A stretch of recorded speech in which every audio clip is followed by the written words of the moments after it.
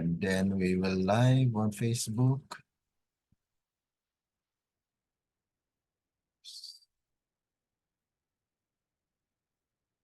Okay, so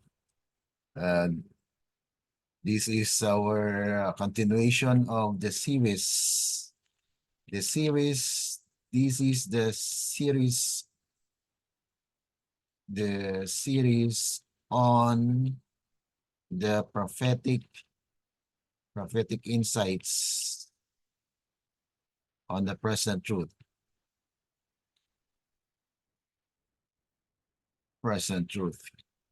Okay, so we'll live on page.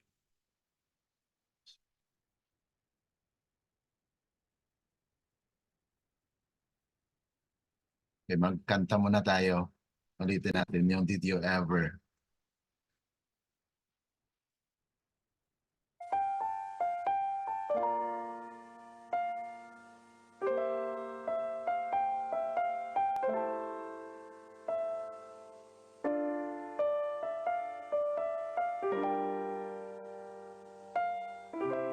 Because God communicates. So we talk with God. Did you ever talk to God about telling that you need a friend to love, pray in Jesus' name, believe that God answers prayer? Have you told Him all your fears? And was every tiny little fear? He knows you can know He'll always hear, and He will answer prayer. You can whisper in a crowd to Him, you can cry when you're alone. To Him, you don't have to pray out loud. To Him, He knows your thoughts. What a lovely, what a King is there in the middle by a stream? Is there anywhere on earth you go? Is He there from the start? Find the answer in His word. It's true, you'll be strong because He was with you. By His faithfulness will change you too. God answers prayer.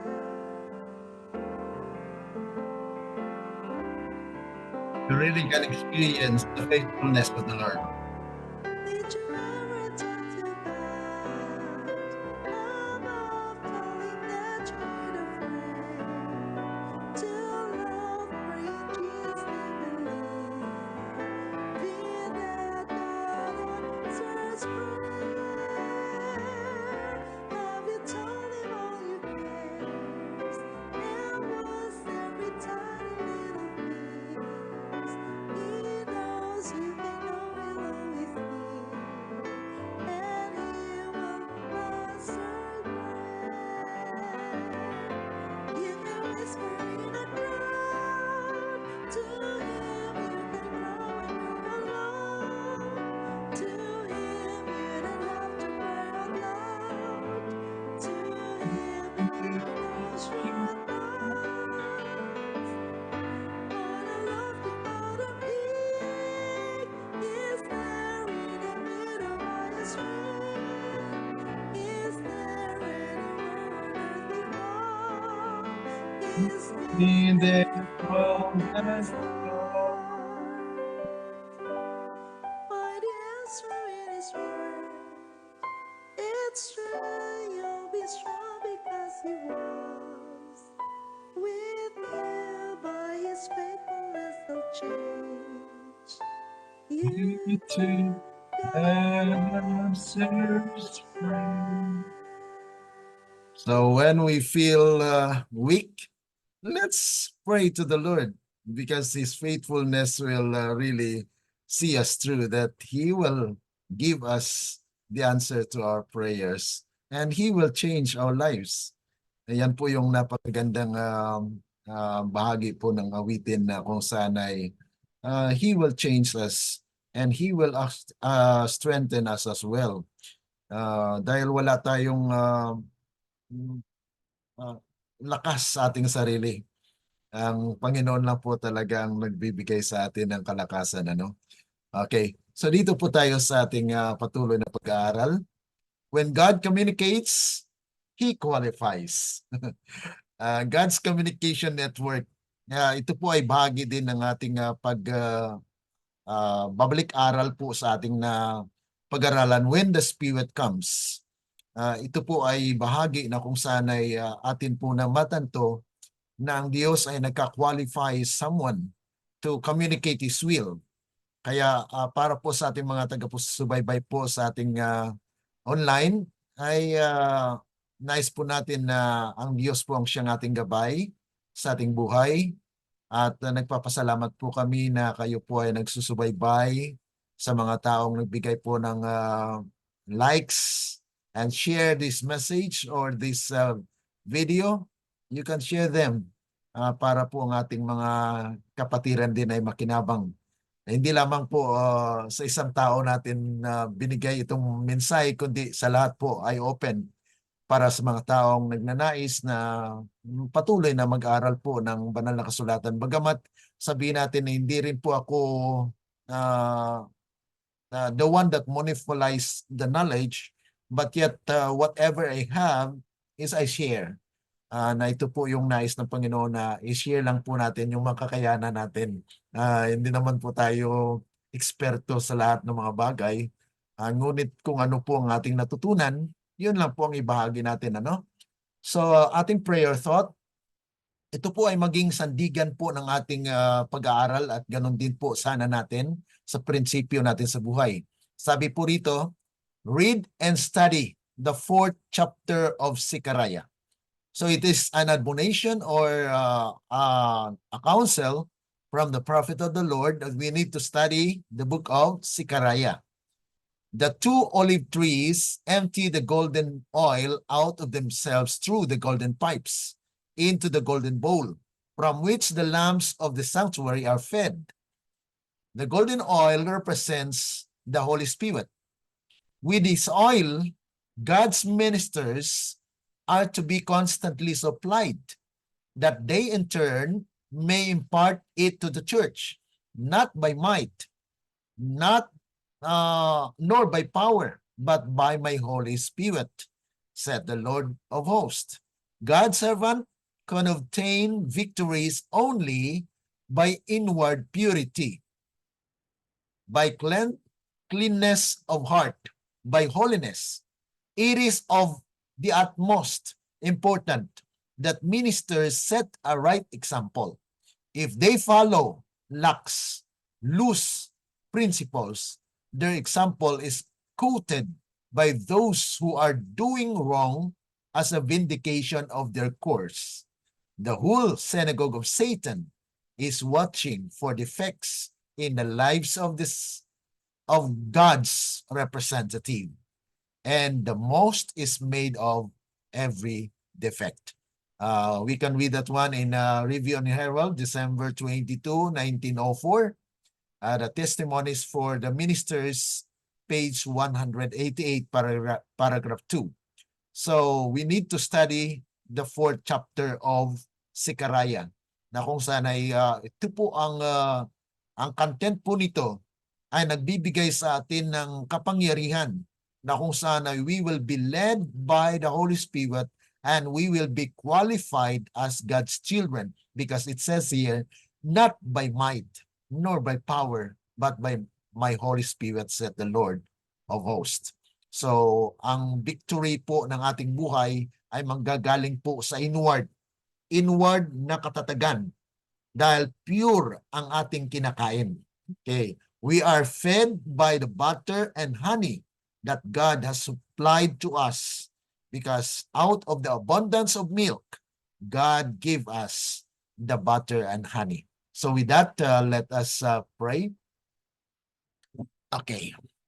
Loving Heavenly Father, once again, at this moment, we come before their presence. Nais po namin na ibalik sa inyong papurit pasasalamat. Kayo po ang Diyos na may-ari ng lahat. Kaya nga po nais namin na kayo po ang magkaloob sa amin ng katalinuhan upang sa ganun, Panginoon, ay amin lubos maunawaan ang nais po ninyo na aming maabot. Alam po namin na mas mataas po ang inyong isipan. Kaya nga po, you reveal the truth in order for us to know which is the truth.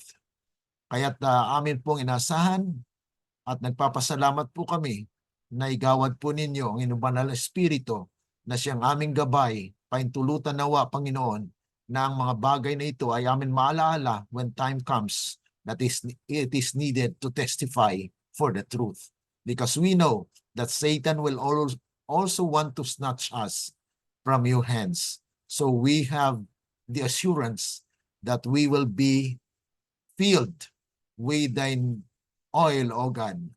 Filled us with an extra oil that we will be prepared when our lives will be lightened with your glory. Panginoon, nais namin na kayo po ang malulati, hindi po yung aming sarili. Ito po yung aming dalangin dahil lamang po sa matamis na pangalan ng aming Panginoong Yesus. Amen. Okay, so to continue with our study, the aim of this study is to show God's communication to the church.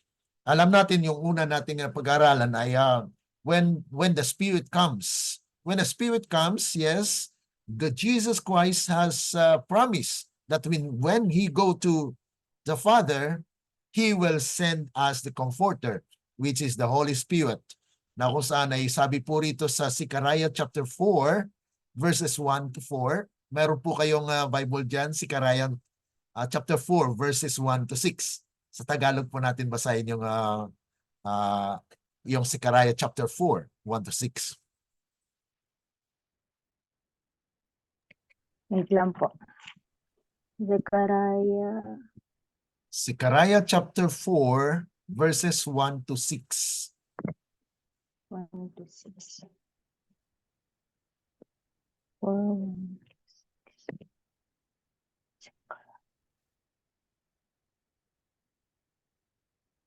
Zechariah. Ano? Ito. 4:1 to 6 po. At ang anghel na nakipag-usap sa akin ay bumalik at ginising ako na gaya ng tao na nagigising sa kanyang pagkakatulog. At sinabi niya sa akin, ano ang iyong nakikita? At aking sinabi, ako'y tumingin at narito isang kandelero na taganas na ginto na may tasa sa ibabaw niyaon at ang 7 ilawan niyaon sa ibabaw. May 7 tubo sa bawat isa sa mga ilawan na nasa ibabaw niyaon. At may 2 puno ng olibo sa siping niyaon, isa sa dakong kanan ng taza at ang isa'y sa dakong kaliwa niyaon.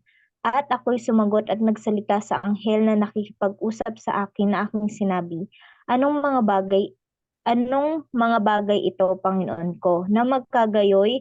Ang anghel na nakikipag-usap sa akin ay sumagot na nagsabi sa akin, hindi mo baga nalalaman kung ano ang mga ito? At aking sinabi, hindi, Panginoon ko. Na magkagayoy siya'y sumagot at nagsalita sa akin na nagsasabi, ito ang salita ng Panginoon kay Zorobabel na sinasabi, hindi sa pamamagitan ng kalakasan ni ng kapangyarihan, kundi sa pamamagitan ng aking espiritu, sabi ng Panginoon ng mga hukbo. Okay, so this is actually the vision that was shown to Zechariah. Na kung saan ay, kaya sinabi ni Ellen G. White, study and read and study the chapter 4 of Zechariah. Dahil dito po matutunan natin na kung saan ay pinakita po sa kay Zechariah yung kandelero. Kandelero is a symbol of the church. Okay? Kandelero. And then sa taas po noon ay may bowl or tasa. Tasa na siya yung, ang tasa po or yung bowl na yon, yun po ay depository of the truth through the symbol of the oil. Okay, the Holy Spirit. So the Spirit of truth. So therefore, those 2 tubes that draw and emptied themselves the oil from the olive trees on the left and right, okay, yun po yung katotohanan na siyang nilagay doon sa golden bowl. At mayroon pong 7 pipes, na yung 7 pipes na yun po yung nagre-representa sa mga ministro, mga pastor sana. Okay?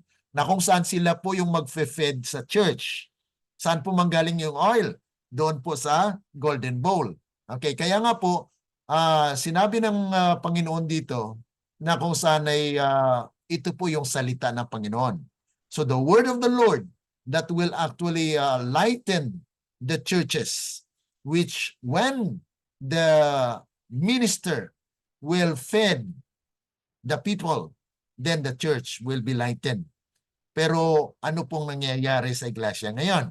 So yan po yung kaya atin pong mapag-aralan dito na kung saan ay mapapansin natin na parang may kulang yata sa church, ano? Na ano bang naririnig natin sa church? Ito po ba ay nagaganap na they are drawing the oil from the golden bowl? At ang golden bowl po, ano po ang significant niyan? Okay. So patuloy po tayo dito sa kung ano po ang kaulugan nitong pinakita kay Sekaraya sa verses 11 to 14.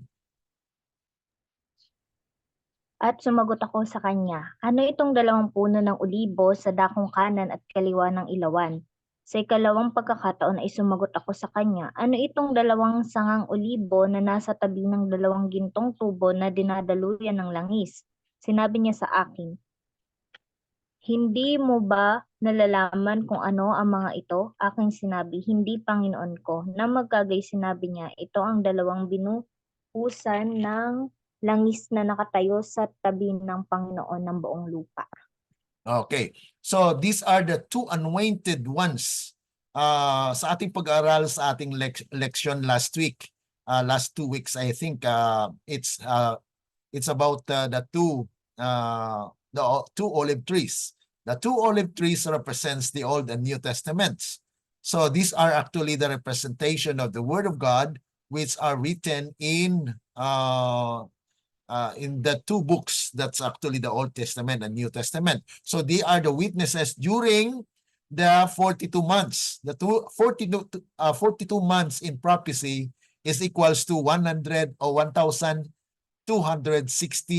days or years in prophecy. That is during the Dark Ages. Ages from 538 AD up to 17.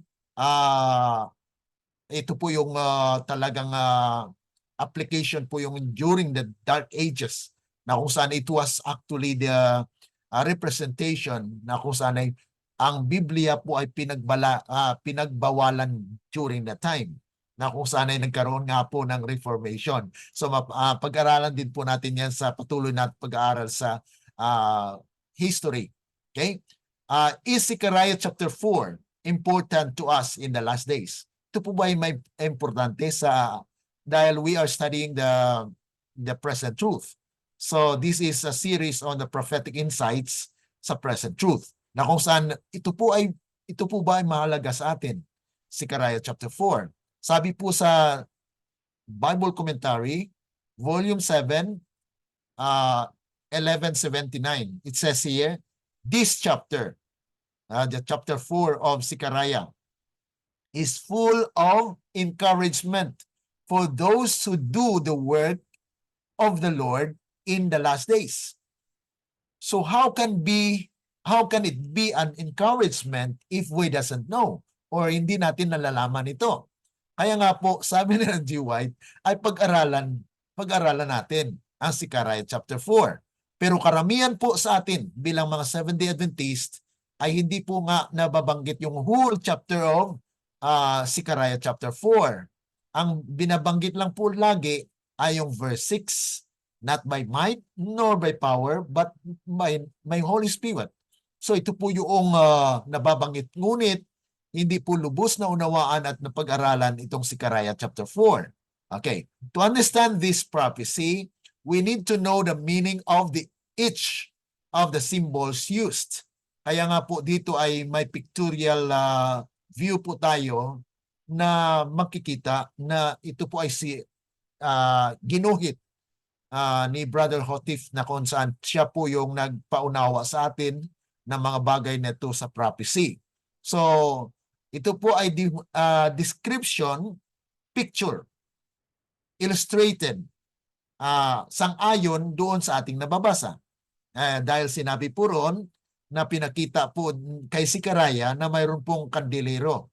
Okay? At kandilero sa taas niya ay mayroong bowl. Okay? At sa bowl na yon ay mayroon pong sa gilid ay olibo. So right and left na mga olibo na kung saan ay mayroon pong pag-draw ng oil na yung oil ay from the Old and New Testament. That is actually the symbolism here. So tingnan po natin. So ito po yung dalawang tubo na ito that connects to the Old and New Testament are actually qualified. Qualified to communicate God's truth, and it was actually contained. Nilagay po siya sa tasa or sa bowl. Na itong tasa na ito o bowl, ito po yung pinanggalingan ng mga katotohanan na siyang idadaloy din po at isupply sa candlestick. Yung candlestick is a church. So these are actually the truth. The oil, may point po dyan na it actually represents the truth. And this golden bowl is actually the testimony of Jesus, the word of truth. And these 7 pipes represents the complete ministration or the ministry. And this church will exist, especially in the time of harvest. At mapag-aralan din po natin sa harvest that there are 2 kinds of harvest, the first fruit and the second fruit. Kaya in our time today, we are preparing for the harvest of the first fruit, which actually directly applied to our church, the Seventh-day Adventist. Kaya nga po, napaka-importante po na ating maunawaan itong Sicaraya chapter 4. Ano po ang candlestick in Bible principles or ang pagkaunawa po sa Biblia?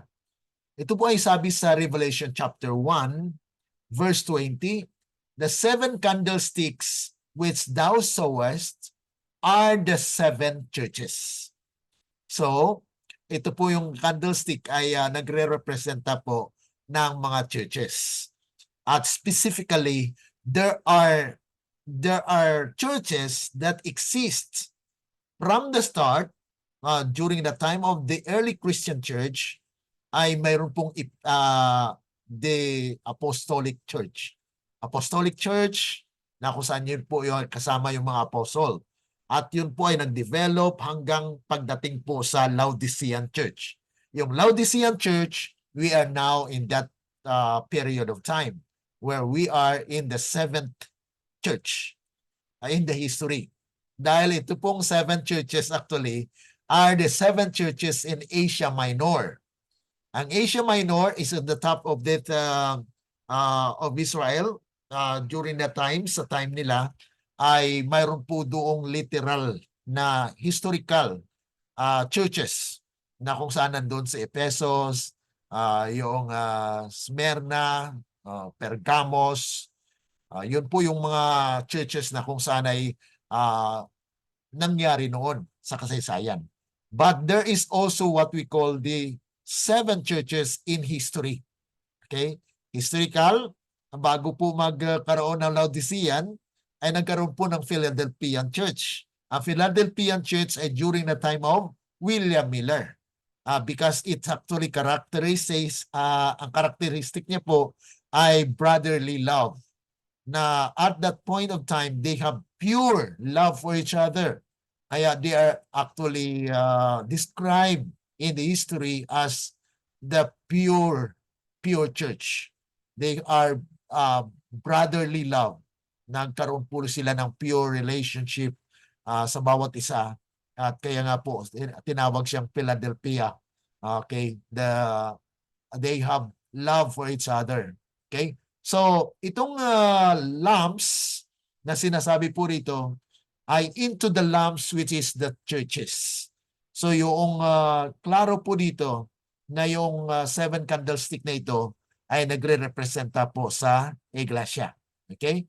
So, the church will be supplied by the oil that is actually given by those seven pipes. Mayroon pong seven pipes. At ayon po sa Acts of Apostles 585, 7 denotes completeness. Kompleto. Ibig sabihin that is the completeness of the ministration. Kung ano po ang pagpapalakad sa church, that is actually the complete ministration of the church. So yun po yung seven pipes na representing dito sa picture na ating nakikita po rito. Na kung saan itong mga pipes na ito, they actually draw the oil into themselves and give the oil to the churches, that the church will be lightened. Na sana ang ating iglesia po ay maging liwanag sa sanglibutan. Pero ito po ang kalungkutan na nangyayari po sa ating iglesia, na ang mga pastor, mga ministro ay hindi na po nagdo-draw ng oil from the golden bowl, but they draw the oil from their head bowl. Yan po ang karamihan. Dahil sa amin po mga theologian, we are taught how to interpret the scripture. We have the tools of interpretation. Kaya bawat isa na pastor ay mayroon po silang interpretasyon na base po sa kanilang mababasa. Kaya kung ikumpara mo po ang kanilang pag-aaral, tanungin mo sila sa isang subject, ay iba-iba ang kanilang sagot. Bakit? Dahil iba rin po ang kanilang pinag-aralan. So there is no unity of understanding sa scripture. Kaya walang power.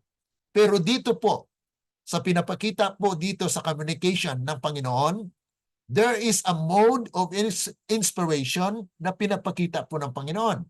Na ito po ay not by might, nor by power, but by the Spirit. Because the Spirit is the one that leads, especially when Ellen G. White had visions, and also the one that she predicted that somebody is to come is to interpret the scripture. And we are now studying them actually in the present truth. Okay. Now, the seven lamps, which is actually all of gold. Alam niyo po yung gold ay magiging gold lang po siya if it is tried. Kung siya po ay na-tried in the fire. Kaya yun po yung buhay natin. We will be tried. So our lives will be tested. Even the truth have been tested during the dark ages. The two olive trees actually clothed themselves with a sackcloth. Ang sackcloth, mga kapatid, ay talagang yun, pagdurusa yun. Dahil ano pong nangyari during the dark ages? The Bible was forbidden. Hindi po pinahintulutan na babasahin yung Biblia. Ang makita po na nagbabasa ng Biblia ay pinapatay. That is actually during the dark ages. Ngunit God preserves the Bible. It was preserved. Kaya nga po ay lumabas po yung Reformation. Nagkaroon po ng Reformation. So the seven lamps are the completeness of the sisterhood of congregations in the same denomination. Being all of gold, this candlestick represents the pure church of the Lord in the time of the loud cry, after the tears have been taken out. So ito po yung description ng iglesia during the loud cry. So at this point of time, we are studying them. Okay? Sa ngayon, ito po yung present truth natin. Kaya the insight here is that when this happens, that will be during the loud cry. Kahit dahil dito po ay hindi pa po natin lubusan nakita ito. Bakit po? Dahil we are still commingling with the tares in a church. Kaya wag po tayo magtataka na mayroon pong minsan ay pagdebate or hindi pagkaunawaan po sa mga members sa iglesia because there is actually the quarrying. Ibig sabihin nito mga kapatid, mayroon pong sanay o pagsapsap ng ating character. We are actually hewn into the likeness of Christ. So ito po yung nangyayari ngayon na we are tried. Kaya nga sabi doon sa counsel to the Laodicean church, buy of me what? Gold tried in the fire. And that is our love. That is our love and faith in the Lord will be tried. Kaya yung ating ating pananampalataya subukan. Subukan talaga yan, Sister Veronica, no? Na kung saan ay if you are finding the truth or looking for the truth, you will be tested. Kaya makita natin na yung buhay dito, nabanggit dito sa atin sa talata, na yung candlestick is pure gold. Pure gold, it means that it is being tried or it has been tried. Kaya during the loud cry, mga kapatid, the whole earth will be lightened with God's glory dahil it will be realized. Mangyari po talaga na itong pakakainin or the message that will be brought to the world is actually pure. Right now, we are striving with all the power that God has given us to be among God's people. Kaya right now, we will not be surprised that the church is not united. Kahit yung mga pastor, tanungin mo about the 144,000. They have different understanding. Okay? Dahil different din po ang kanilang background o kanilang pinag-aralan. Sa akin, kung tanungin mo ako, iba yung aking pagkaunawa, ikumpara mo sa kanila. So there are actually vast differences that may occur among the ministers of God or mga Bible workers or tinatawag natin ng mga ministers. But if you are studying the present truth, then you have the same, you can see eye to eye. Why? Because we have one source, the spirit of prophecy. Ngunit mayroon pa rin mga kapatid na pagkaroon ng hindi pagkaunawaan among believers. Why? They're still struggling dahil mayroon pong tinatawag natin na purification. So there is a purifying process which is painful dahil magkaroon po kayo ng yung masasaktan ka. Okay? So the two olive trees here, ano po ang kanilang simbolo? Ayon po sa talatang ating binasa, the two anointed ones. So that is actually the description where the olive trees are the anointed ones. And Revelation chapter 11:24, it says there that the two witnesses and they shall what? Prophesy. Okay? At 1260 days, clothed in sackcloth. These are the two olive trees and the two candlesticks. So, yun po yung ating in-explain kanina, na during the Dark Ages, the Bible had been forbidden. Hindi po pinahintulutan na basahin yung Biblia. Kaya nga po noong 1500s, specifically in 1530, Martin Luther had found out a black book. Ito po ito po nangyari sa kasaysayan. Dahil it was actually forbidden to read the Bible, Martin Luther found out, na-discover niya po ang isang black book, maitim na libro, in the attic of the church. Okay? At yun po ay kanyang kinuha at pinag-aralan. So doon po siya nagsikreto ng pagbabasa po ng Biblia.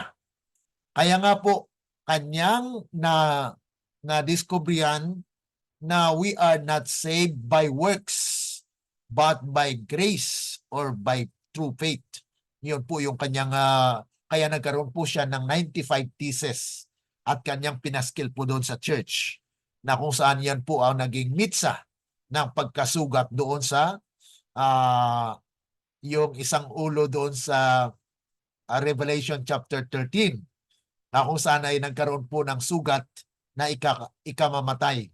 Yung leopard-like beast na isa sa mga ulo doon ay nasugatan, and that was the papacy. Ang nagsugat po actually ay yung mensahe, the word of God that had been proclaimed by Martin Luther.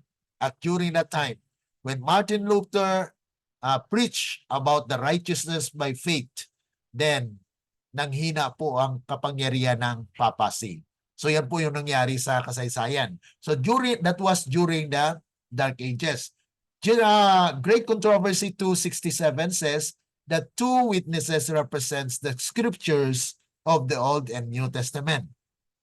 Note, if in Revelation 11 verse 4, they are called candlesticks, it just means that the Old Testament church, Judaism, and the New Testament church, Christian. So yan po yung pagkakaiba, the transition of the churches from Judaism now to the Christian. So we are in the Christian era na mula sa panahon ni Kristo ay siya pong nag-establish ng kingdom of grace na may biyaya.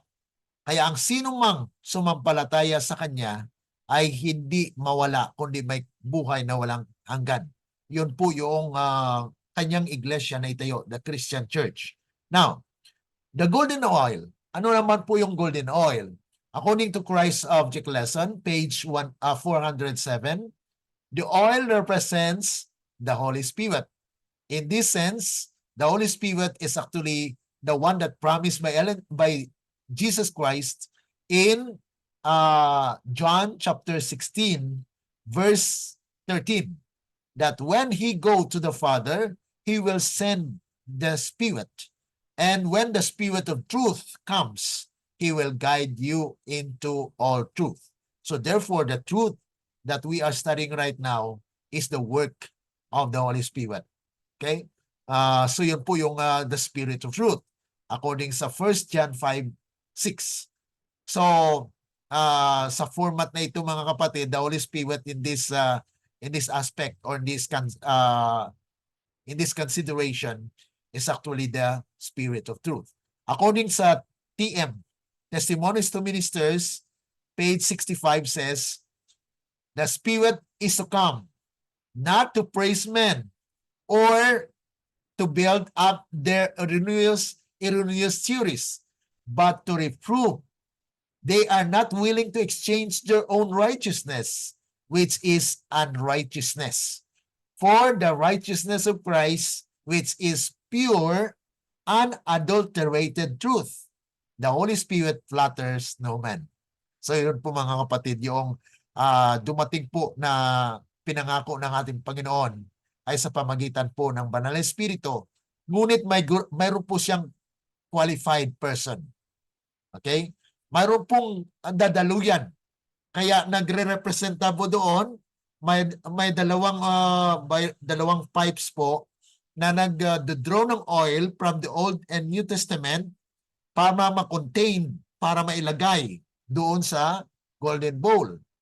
Ang golden bowl na ito, yun po yung mga inspired interpretation of the scripture. Yun po yung mga unadulterated truth na siyang pure, dalisay, at walang bahid. Ibig sabihin, it is the work of the Holy Spirit. Those people who wrote them are just instrument, na sila po instrumento ng Panginoon to write them in what we call these writings, na kung saan yan po ang ating pinag-aralan. So inspired messages from interpreted Bible prophecy. So specifically, we cannot understand the prophecy but through the Spirit of truth that has been given to our church, na mayroon mong ministration of the Holy Spirit. Yan po yung tinatawag natin na not by might nor by power but by thy Holy Spirit. So the Spirit is the one that makes us able to know the truth. That's why we are studying the present truth. Kaya atin pong pinag-aralan yung prophetic insights on the present truth na pinagkaloob ito ng Panginoon sa ating iglesia. Now, ano naman yung two pipes? Kasi may pipes dyan na siyang nagdodraw ng oil from the olive trees. According to Daniel chapter 12, verse 4, Isaiah chapter 42 and 9, and Amos chapter 3, verse 7, and 1 Peter chapter 1, 20 to 21, these are the text that supports that there is a special truth that will be given to God's people. Especially mga kapatid, that God will not do anything unless He will reveal them to the prophets. Amos 3:7 po yan. Na kung saan ay hindi po magkaroon ng pangyayari kung hindi muna ipagkaloob ng Panginoon, mga kapatid, ang liwanag ng kanyang salita para tayo na mga tao niya o bayan niya ay makaunawa at mahanda. So we will be prepared because of the light that God shown to us as a people. Kaya mayroon po siyang pinipili na mag-communicate. Mayroon pong agent or tinatawag natin dito God's network of communication. Okay? So yan po yung ating pinag-aralan ngayong araw na ito. Christ Object Lesson 408 says, from the olive trees, the golden oil was emptied through the golden pipes into the bowl. So mayroon pong pipes, instruments by God in order for the oil to be drawn from the olive trees. And then, so, sabi po rito, so from the holy ones that stands in God's presence, His Spirit is imparted to the human instrumentalities.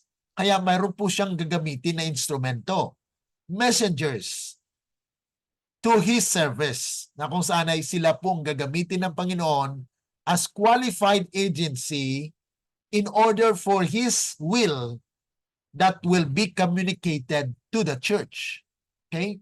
So the mission of the two anointed ones is to communicate to God's people. So ang purpose po ng dalawang anointed o pinahiran na instrumento, taong instrumento, ay siyang mag-communicate ng kalooban ng Panginoon sa iglesia.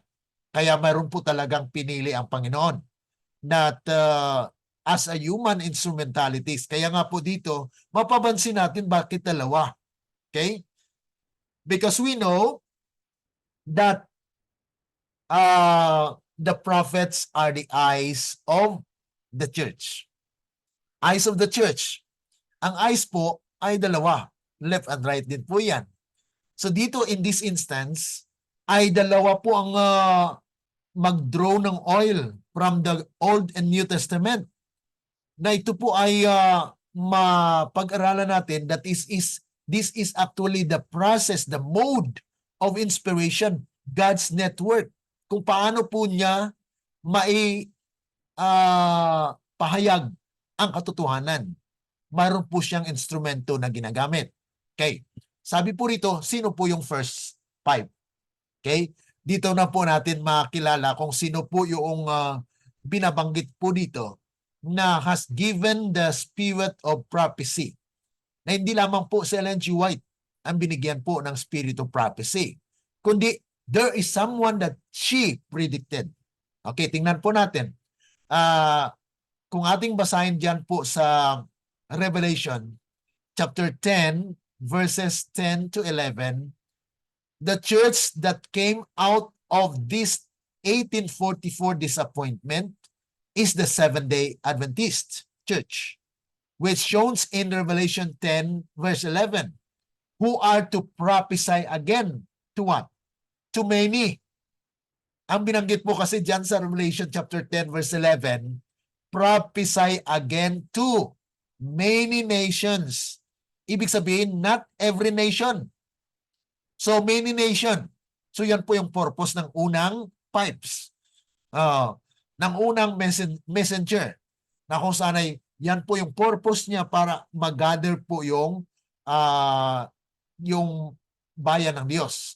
So, they have the gift of the spirit of prophecy dahil to prophesy. Ibig sabihin, they have the gift of prophecy that they will prophesy again to many nations. The writings of Ellen G. White, which is actually the first pipe na qualified by the Lord to reveal and to, kaya nga po nagkaroon po siya ng voluminous writings. Yung Yangkao. Yung Yangkao na ating pinag-aralan po, yun po yung SOP, Spirit of Prophecy. Na kung saan yan po yung voluminous siya, young, bago lang siya, because this is a present truth. During the time of Ellen G. White, they are presenting the present truth. But in our time, we are closing to the end of time, then we should have the present truth that will prepare us because we have already reached many nations. Kasi prophesy again to many nations. How about every nation? Ayan po yung tatapusin po yan during the loud cry. Okay? Now, she is therefore the first pipe or messenger after 1844, the Great Disappointment. Na kung saan ay she wrote, sabi po rito sa Selected Messages, Book 1, page 35 to 36, I have written many books of myself. I could not have, hindi niya yung pakaya mga kapatid dahil grade 3 lang siya. Grade 3 lang po yung kanyang inabot. Pero she was chosen by God. She was qualified by God. So, when God communicates, He qualifies. So, bagamat wala po siyang pinag-aralan, third grader, ay ginamit po siya ng Panginoon. Sabi po rito, the Lord has given me the help of His Holy Spirit. So yan po yung testimony ni Ellen G. White na she was not able to do that alone. It is the Spirit of the Lord that helps her to write. Okay? My work includes much more than this name, prophet, signifies. I regard myself as a messenger. When the Lord sees fit to give a vision, I am taken into the presence of Jesus and angels. So mayroon po siyang, kaya tinagurian po si Ellen G. White na visionary prophet. May mga vision po siya na she was just taken into the presence of Jesus Christ and the holy angels. Yan po yung kanyang role as God's prophet. The second pipe. Okay. Excited po na mga kapatid. Who is the second pipe? Sabi po rito, Malachi chapter 3, verse 1. Behold, I will send my messenger, and he shall prepare the way before me, and the Lord, whom ye seek, shall suddenly come to his temple. So ito pong nasasaad po dito sa Malachi chapter 3 verse 1. Now he will send a messenger, and he, notice the word, the pronoun he, mga kapatid. It's not she. Okay? Sabi po rito sa verse 5 ng Malachi 4, behold, I will send you Elijah. Okay, before Christ comes, in his first coming, John prepared the way. Di po ba? Kaya nga po, siya po ay tinaguri ang the first application of that prophecy. Na John was the Elijah of his time. to prepare the way for Jesus Christ in His first coming. But in His second coming, this is another application that there will be Elijah that will prepare the way of the Lord second coming. Kaya sabi po rito, behold, I will send you Elijah the prophet before the coming of the great and dreadful day of the Lord. Yung tinagurian na great and dreadful day of the Lord, it will be great for those who will be delivered. Daniel chapter 12 verse 1 and 2, na kung saan that time Michael will stand to deliver his people, and that will be a time of trouble such as never was since there was a nation. So the great tribulation, this will be a great day for those who are delivered, but dreadful for those who will be killed and slain, because destruction will come. So before mangyari po yun, God will send Elijah. Okay. Yun po, ito po yung ginamit ni Ellen G. White to prophesy someone. TM 475. Prophecy must be fulfilled. So ang prophecyang ito na sinabi po sa Malakay ay dapat po ma-fulfill. Kailan? She quotes Malakay chapter 4 verse 5. Somebody is to come in the spirit and power of Elijah. Does this prophet or does this messenger will come in the literal essence of the name Elijah? No, because he will come in the spirit and power of Elijah, but not Elijah himself. Okay? And when he appears, kung siya po ay magpapakita at maranasan ng tao, ay ano pong sasabihin nila? Ito po yung kanilang masasabi. Men may say, you are too earnest. You do not interpret. So ibig sabihin mga kapatid, ang darating na sinasabi ni Ellen G. White at sinabi ni Malakay na darating na Elijah ay interpreter. Dahil akusahan po siya na hindi niya ininterpret ang scripture ng tama. Kaya nga po sabi rito, you are too earnest. You do not interpret the scriptures in a proper way.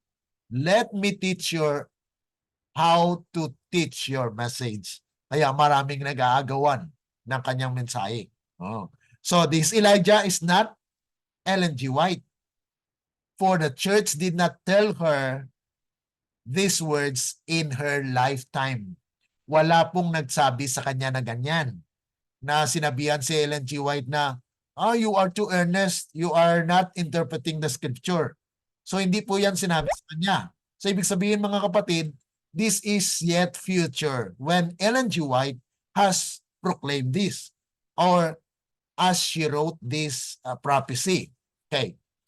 Now, Testimonies for the Church, Volume 3, page 62 says, here the prophet describes the character of the work. Those who are to prepare the way for the second coming of Christ are represented by faithful Elijah. Ito po yung ginagamit ng iba as objection na sabi ni Ellen G. White, yung mga naniniwala ay plural sense of Elijah, not singular. Okay. Sabi po rito, as John came in the spirit of Elijah to prepare the way for Christ's first advent, the great subject of reform is to be agitated, and the public mind is to be steered. Temperance in all things is to be connected with the message, to turn the people of God from their idolatry, their gluttony, and their extravagant interests and other things. Ibig sabihin mga kapatid, itong reformatory movement na dalalhin ni Elijah ay the total reformation. Mayroong health reformation, mayroon pong yung dress reformation, and other reformation that is needed in our church. So in Malachi chapter 3 verse and 4, also in TM 475, the promise is of one person. Okay? Klaro po yun. Dahil singular po ang sinasabi doon. But in 3 testimonies for the church, 62 is in plural. Many messenger. Those who are to be connected with Elijah's message, his helper. Yun, mga kapatid. Hindi po sila yung Elijah na magdadala ng mensahe, kundi they are the helpers of Elijah. Dahil during the time of Elijah, mga kapatid, Elijah is singular. Okay. Pero there are people hidden that have not bowed down to Baal.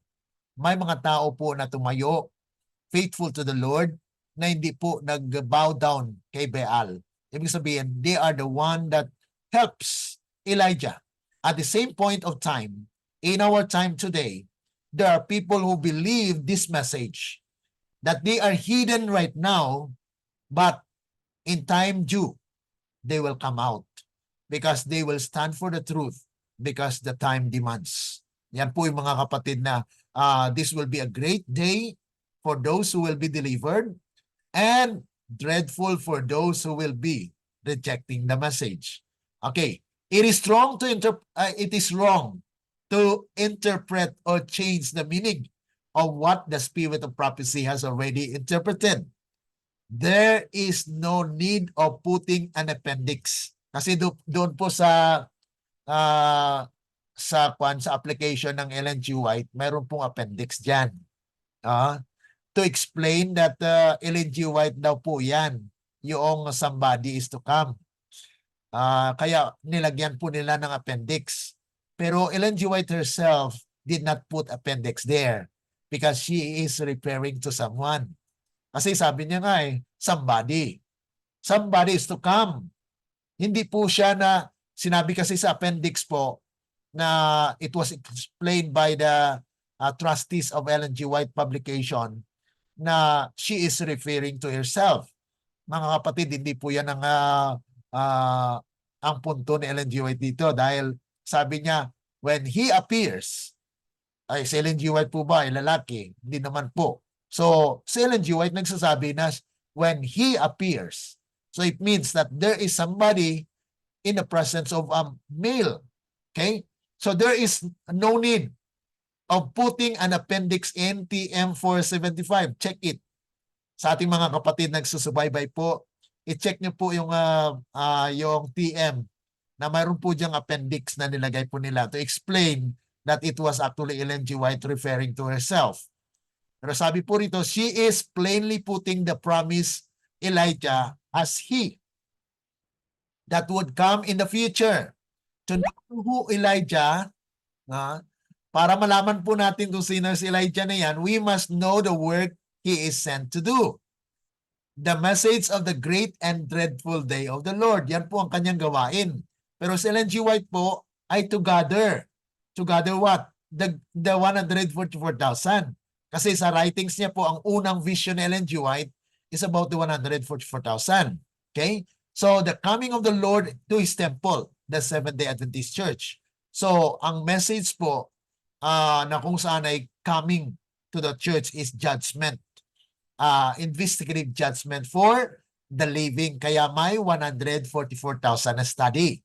Okay? So, para maunawaan po natin ng message po na dumating as a blessing for God's people is the purification of the church. Na kung saan the judgment of the living, which Ellen G. White came with the message of the Sabbath and the judgment of the dead. Kasi mula noong 1844, ang mensahe po natin bilang Seventh-day Adventist ay investigative judgment for the dead. But we have not come up with the investigative judgment for the living. So this second pipe then represents the messenger and message of the fourth angel's message, which first came in 1888 and came back in 1930. That's why we have studied lesson number 1 about when the Spirit comes. Na kung saan ay yun po yung someone, a man that nourish the young cow and the two sheep. So yung man that nourish the young cow and the two sheep actually represents a man that will interpret the scripture. That's why there is an abundance of milk, but we are be fed by the butter. So, interpreted na po siya. Solid food. Kaya yung pinag-aralan po natin is the present truth. Kaya these are the prophetic insights that we are studying in our lesson today. So, the latter rain of truth in Joel chapter 2 verse 23 and 28 actually. So, Zechariah chapter 10 verse 1, it says about this prophecy as well that there will be a latter rain. Ask for the rain that will come in the latter rain. Okay? So, as this is the part 1, we have already consumed 1 hour for this study. I hope that you've got the point here na kung saan mayroon pong somebody. Somebody is to come in the power and spirit of Elijah. Pero ang sinabi po ni Ellen G. White sa Testimonies for the Church, Volume 3, ay plural po yun. Elijahs. Na yung mga tumanggap po ng message, they are the helpers. The helpers of Elijah to present to the church the message of purification. Kaya mayroon pong tinatawag, those who are to prepare the way for the second coming of Christ are represented by faithful Elijah. So the spirit of Elijah is upon them.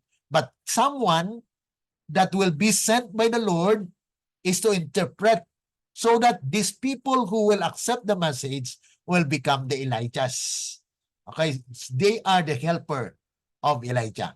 Okay, so I hope this part had been understood, and we will continue on with the part 2 of this study dahil we consume 1 hour for now, and I hope you got the point that we deal with this part 1 of the study. When God communicates, He qualifies. So He qualifies Ellen G. White. Now Ellen G. White was qualified to predict someone because it was actually predicted in Malachi chapter 4 that somebody is to come, or God, the Lord will send Elijah before the great and dreadful day of the Lord. Kaya si Ellen G. White also says that prophecy must be fulfilled, that somebody is to come in the power and spirit of Elijah, and when he comes, then people may say, you are too earnest, you are not interpreting, you do not interpret the scripture in the right way. Let me teach your message. Yun po yung sasabihin sa kanya, because he is just a simple man who is the one that will enlighten the people of God to understand the judgment for the living. Okay? So makilala natin po siya next week. Okay? We will mention what is background, what is the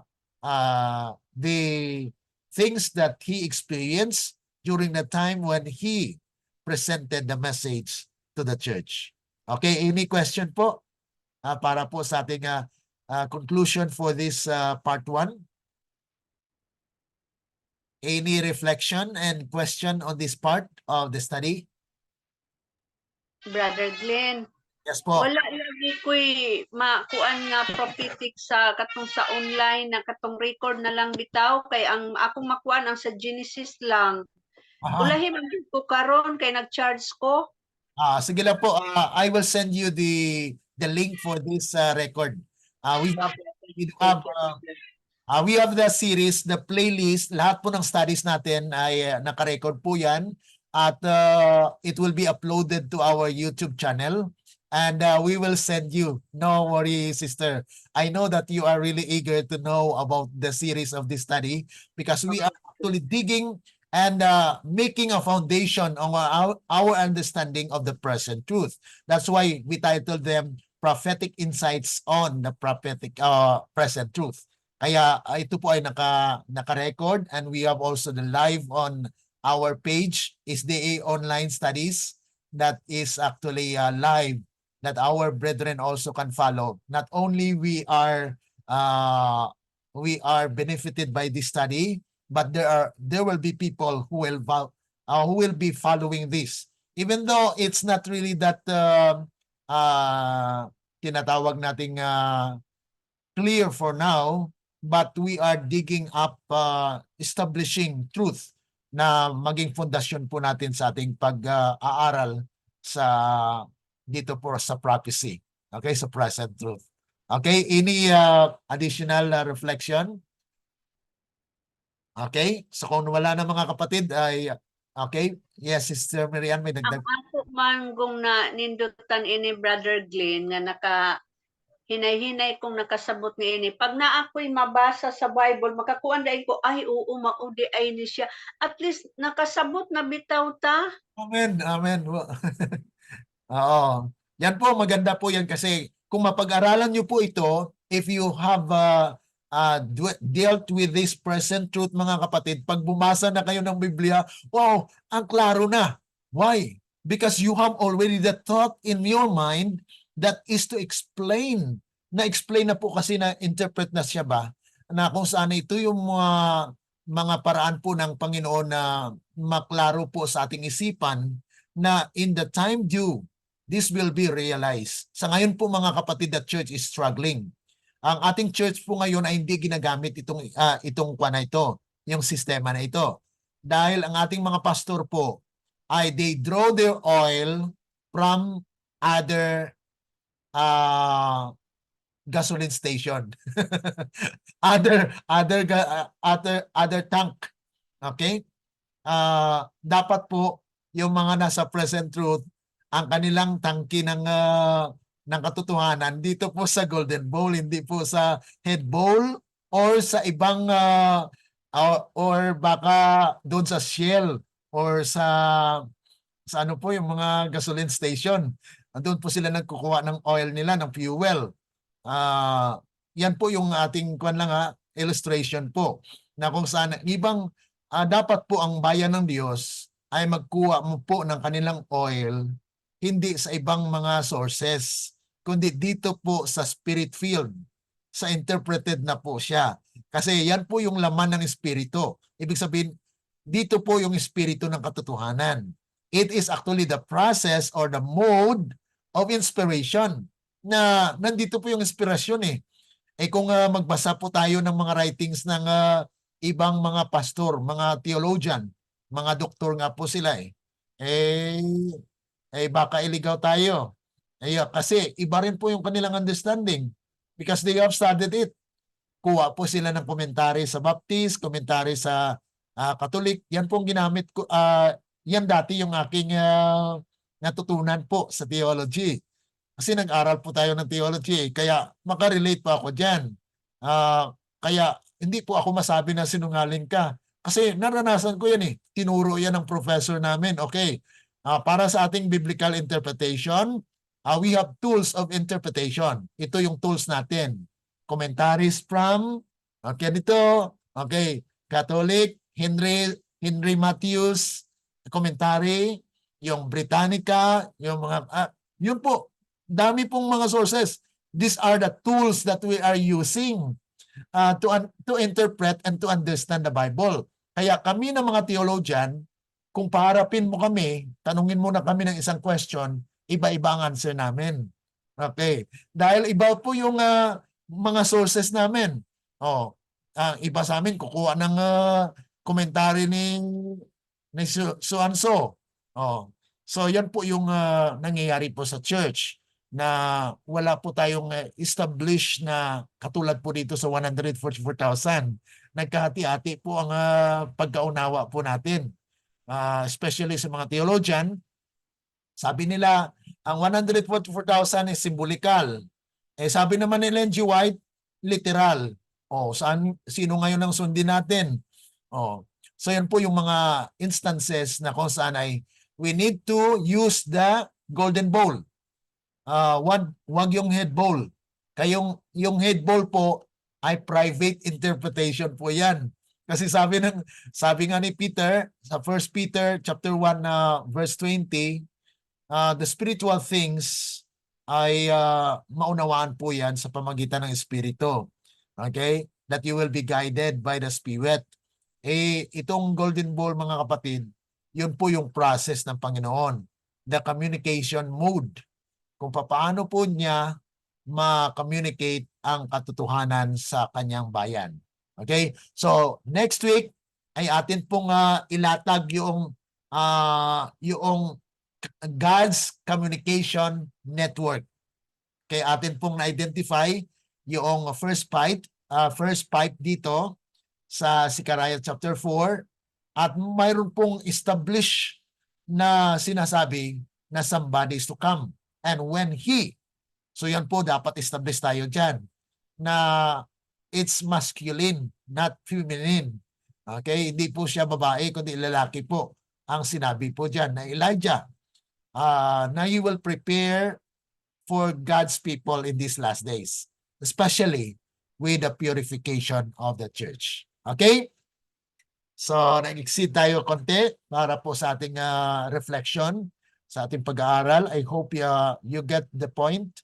Any additional input or question para po sa ating mga kapatid na sumusubaybay po sa ating live or sa YouTube, just type your question. Kung mayroon po kayong mga tanong, ay i-type lang po and then we will try to answer your concerns. Okay? Dahil hindi po lahat ng mga katanungan po natin or mga na-discuss po dito na present po ay na lahat ay na-presenta na. Kundi kung mayroon pong mga bagay na hindi naunawaan, please let us know about it. And if you have comments, then you just do so and follow our series because your question now might be answered in the next study. Okay? So thank you for following us and thank you for this today. I hope that we got the message for today. Let's pray. Our dear and kind lovely Father, once again, we would like to thank you for the study that we have learned today. Even though we still have the part 2 of this study, but yet at this point of time, we understood that it's clear in our minds that you speak through your servants, those who are qualified to reveal your will, that your communication you will send to your people, especially the candlestick that is presented in prophecy, which is the church. Help us, O God, to continue on, because Satan will also strive to snatch us from studying this message. But yet, we are happy and blessed because you empower us through the Holy Spirit that will ignite our interest into studying more of the present truth.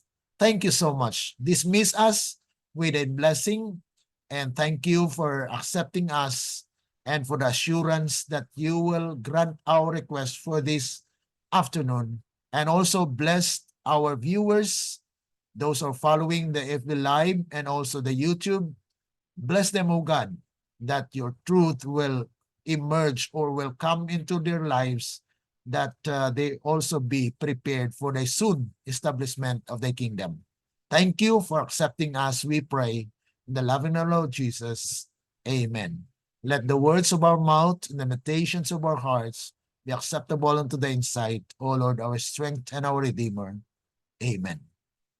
Amen. Amen. Salamat. God bless. Po. Maraming salamat. God bless po sa inyo. Bye-bye.